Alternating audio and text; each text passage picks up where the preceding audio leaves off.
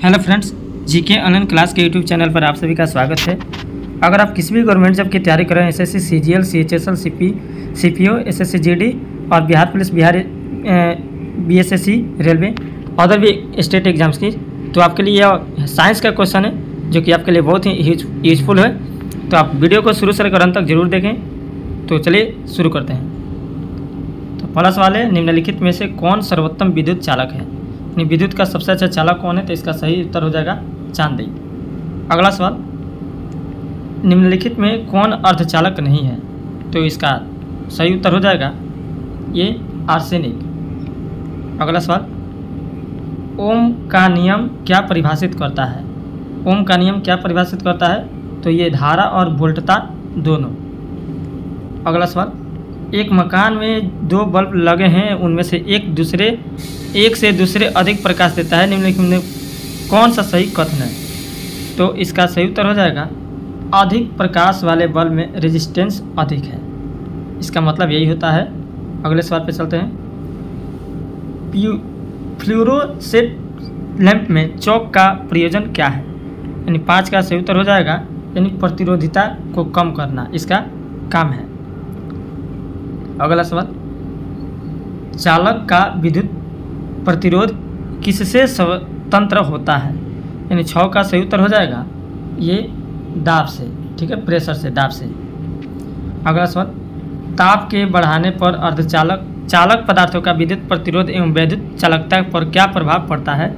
तो 7वां का सही उत्तर हो जाएगा, यानी वैद्युत प्रतिरोध बढ़ता है जबकि वैद्युत चालकता घटती है।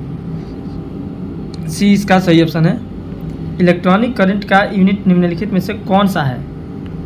तो इलेक्ट्रॉनिक का ये होगा एम्पियर होता है इसका यूनिट। अगला सवाल पे, प्रत्यावर्ती धारा को दिष्ट धारा में किसके द्वारा बदला जाता है? तो प्रत्यावर्ती से दिष्ट धारा में बदलने के लिए आपको रेक्टिफायर का प्रयोग से बदला जाता है। शुष्क सेल में निम्नलिखित में से किनका विद्युत अपघट्यों के रूप में प्रयोग होता है? सूखा बैटरी में, तो 10 का सही उत्तर हो जाएगा अमोनियम क्लोराइड और जिंक क्लोराइड का। अगले सवाल, मानव शरीर के विद्युत प्रतिरोध के परिमाण की कोटि क्या है? तो 11 का सही उत्तर हो जाएगा 10⁻�0 ओम। अगला सवाल, विद्युत उत्पन्न करने के लिए कौन सी धातु का उपयोग होता है? तो विद्युत उत्पन्न करने के लिए आपको यूरेनियम का प्रयोग किया जाता है, यूरेनियम, ठीक है। अगले सवाल पर चलते हैं।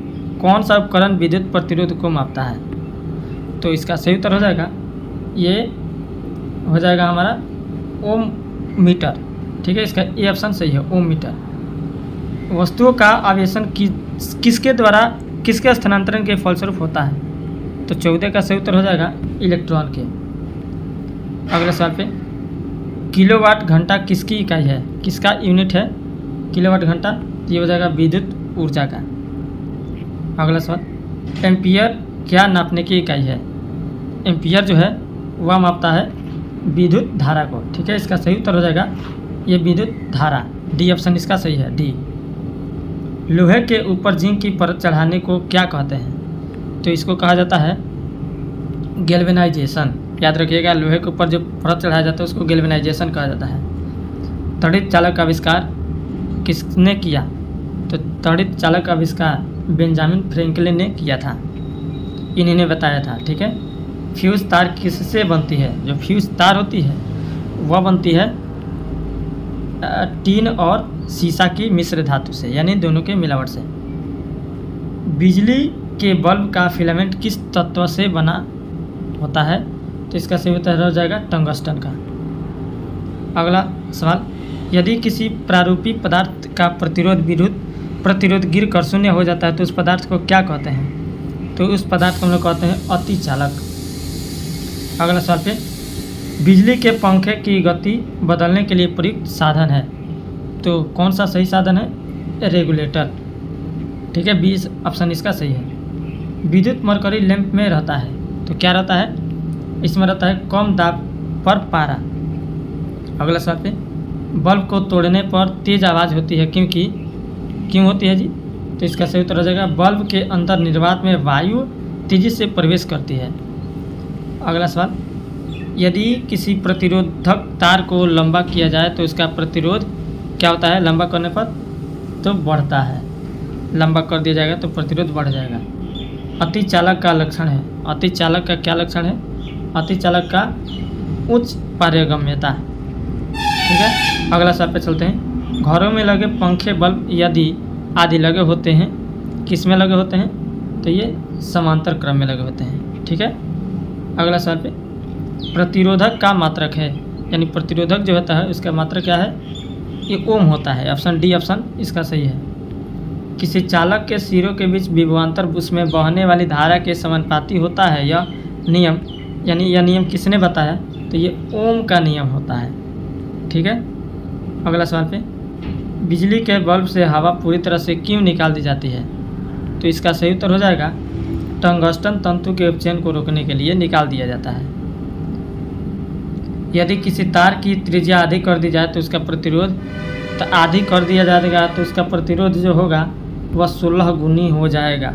ठीक है, अगले सवाल पर चलते हैं। रासायनिक ऊर्जा का विद्युत ऊर्जा में रूपांतरण निम्नवत होता है, माने किसके द्वारा होता है, तो इसका इलेक्ट्रोलाइसिस के द्वारा बदला जाता है। अगला सवाल, एकीकृत परिपथ में प्रयुक्त उपचालक चिप निम्न की बनी होती है। 33 का सही उत्तर हो जाएगा सिलिकॉन की बनी होती है। ए ऑप्शन इसका सही है।